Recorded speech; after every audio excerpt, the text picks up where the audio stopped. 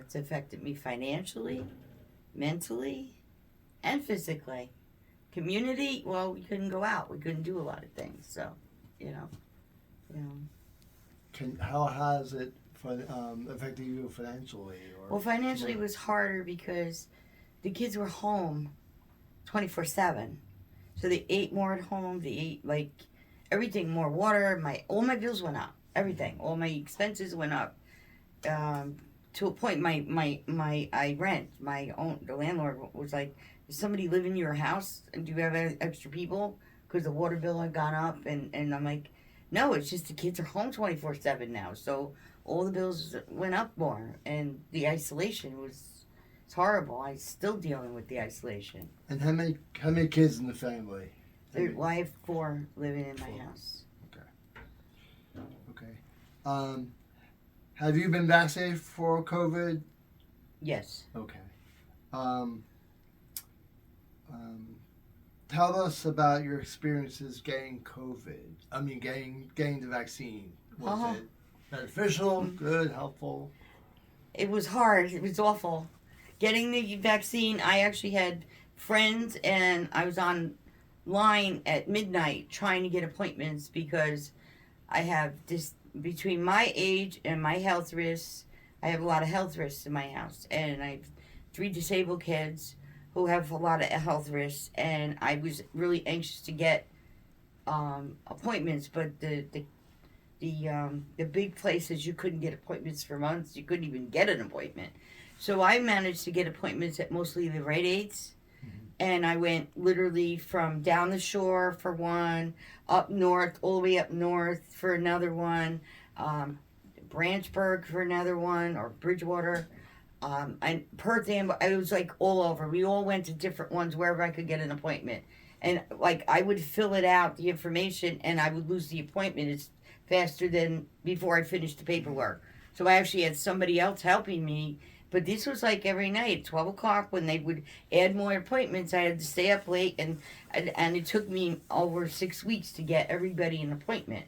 Because my goal was to get all the kids to have vaccine, because they couldn't return back to school or anything without it. And I had the big health risks, Okay. All right. What were the vaccination sites? Did you have any trouble once you got your appointment and you went to the site? Was there any issues? Some of them the lines were long, but most of them, I gotta say, weren't too bad. And I was really grateful for the smaller places, because when you have special needs, if you have them waiting in line too long, it becomes a problem. And I know a couple of people have told me some really nightmare stories with the special needs trying to get their kids vaccinated, and they were actually pinned down.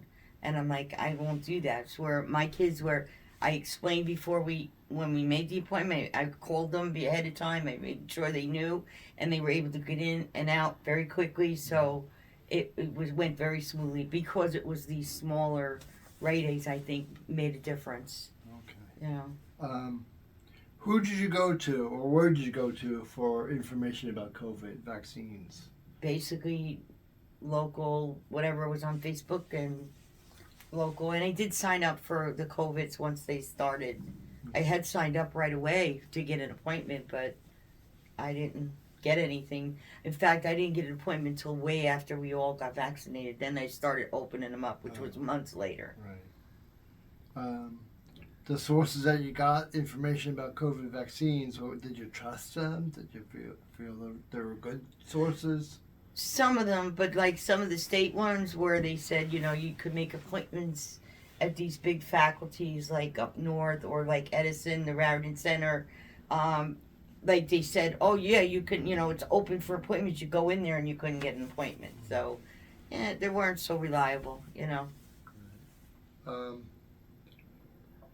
So, again, from the answer before, the next question is, were COVID vaccines available in your community? And you said you had to go all over the state, really, to find a place. Hour and a half, 2 hour drive, yeah. Hour and a half, 2 hour drive. Can you tell a little bit about, you mentioned your your children have special needs. What are their disabilities? Do you mind? Well, 3 of them have autism. They're on different lines on spectrum, but 2 of them are low, very low functioning, which are nonverbal and need full care, full time. You have whatever they do, you have to be with them.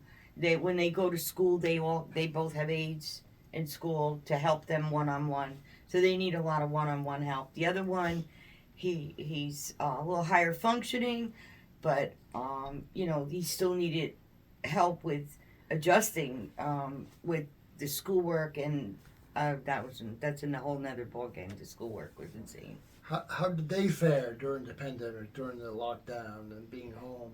Well, my disabled ones, the ones that are lower functioning, they kind of got used to it, but they got too complacent. I still have one that won't go out, does not want to go anywhere, that is very afraid of going out because he got isolated for so long. The other one, but the school was really tough for him too, because he's nonverbal, so they're doing virtual and he's watching the camera and he's just sitting there like rocking and not doing anything. Mm-hmm. The other one loved it. The younger one, he loved it because anything you could keep busy, he didn't mind doing things on virtual.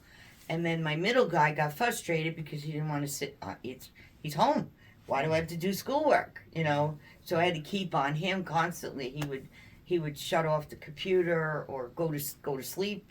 He wanted to take it upstairs and go to bed. So there was a lot of issues. And then I have also a girl who's doesn't have autism, and she did horribly during COVID. Yeah. So yeah, it was not an easy task. Wow. Okay. So getting back to the vaccines, how do you think state and local organizations could contribute more to building confidence in getting the vaccine or information about the vaccine? We talked about how they didn't really give good information. What could they have done to make you more confident in them? More information about the vaccine locations, not making appointments for 200 people at the same time. Mm. I mean, here you're worried about contagious people, and then you got all these people waiting in line, and it was horrendous. And senior citizens can't stand in line all that time. People that are disabled can't stand in line in time. I can't. I'm a senior citizen, plus I have disabled kids. They won't stand in line that long.